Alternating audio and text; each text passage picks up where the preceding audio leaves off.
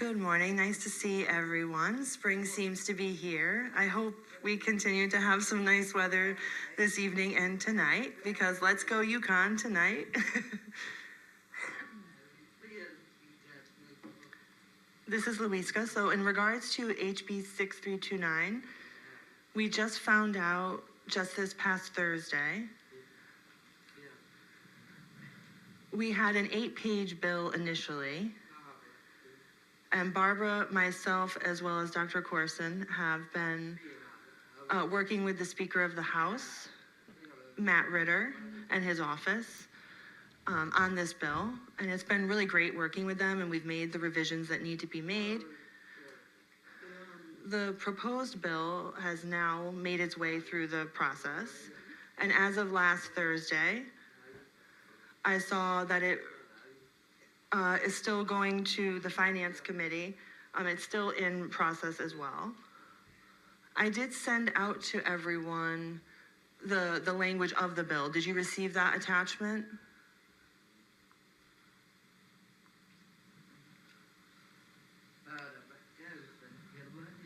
Well, it was a part of the attachment I sent out. If not, if you didn't receive it, please let me know. I'm happy to send it to you again. It shows you what the previous version was, and then now this revised version is 16 pages, and it includes the formation of the Bureau, and it also mentions the Interpreting Standards Board, what we're calling the ISB, the Interpreting Standards Board. So both of those components will be included in the bill as well, and it looks much better. At first it was very confusing, and now it's been formatted and is very clear. So we want the Bureau to continue to get funding. That way it's able to be sustainable. I think we need the Bureau long-term. I think it's critical for us, and it's been so great working with Morrison thus far. Barbara and myself met with Morrison just a couple weeks ago, and I think progress is already being made. I mean, their plate is very full, but I think they're doing such an awesome job so far. But we do need to give them time. It's very exciting to have this back in place.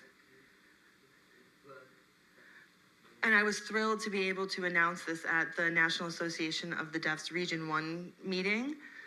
I was able to announce that we have something. Maybe it's not a full range of services, but at least some type of centralized one-stop shop. Also, having the Standards Board will hopefully help to grow our pool of interpreters in the state, because right now the statutes have been rather limiting. So we're going to have a team, if this passes, we'll have a team of 9 people who will assist in improving programming or services, anything that we have lost in the past. And that's not just true of Connecticut. These cuts have been made nationwide. But yes, that's all. In closing, any further questions?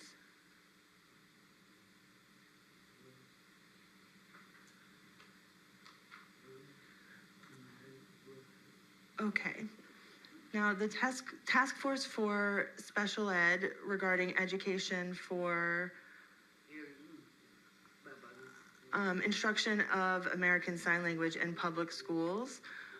This has been put off 3 times due to interpreter availability, but I just sent out yesterday the tentative schedule, and we will get interpreters, and thank you, Commissioner Porter, for working with us. Hopefully we'll have this firmed up soon. I don't want this to be done in haste. I want to take our time, make sure that we nail out the details of what we really want to see in place in terms of ASL instruction in public schools,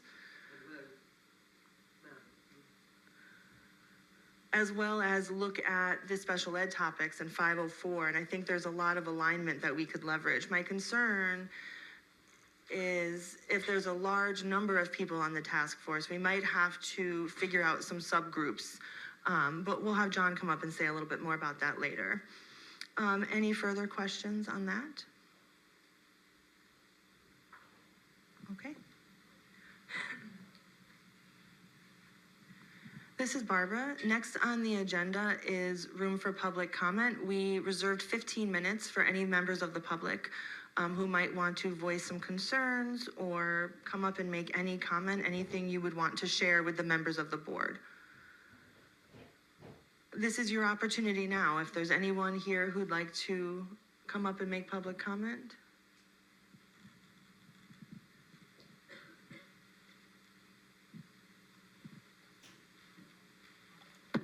Hey guys, good morning, it's John here. Just three quick things for you guys. One, to follow up on Louisa, the working group should be up and ready to meet within the next 3 weeks. I apologize on my part to the ASL working group, given the scheduling challenges. Like we said, third time's the charm, so hopefully we'll be up and running soon. Second, two legislative updates. One, meeting with, there was a meeting with Representative Biggins regarding 504 plans.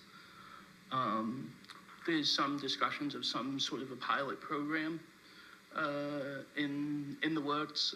Obviously, I can have those. If you want more information, see me after the meeting, and we can have discussions there. And then there's also, I'm also going to be meeting with Senator Anwar to discuss some concepts as well. So those are just some updates from me. Obviously, any questions, comments, or concerns, you can come and see me, or I'm more than willing to answer and tackle them now. Thanks. This is Louisa. I have a question for you, John.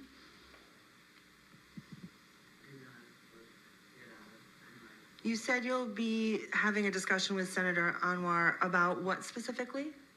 Yeah, going to be meeting, given the topics that we discussed at our last meeting, I think that it's important to start those discussions, as both you guys know and many members of the board know. I think there's a lot of pre-planning that we can do ahead of the short session in 26, and I think we can, start to pre-plan as much as we can, given that, let's be candid, this session is almost basically over as we approach floor time.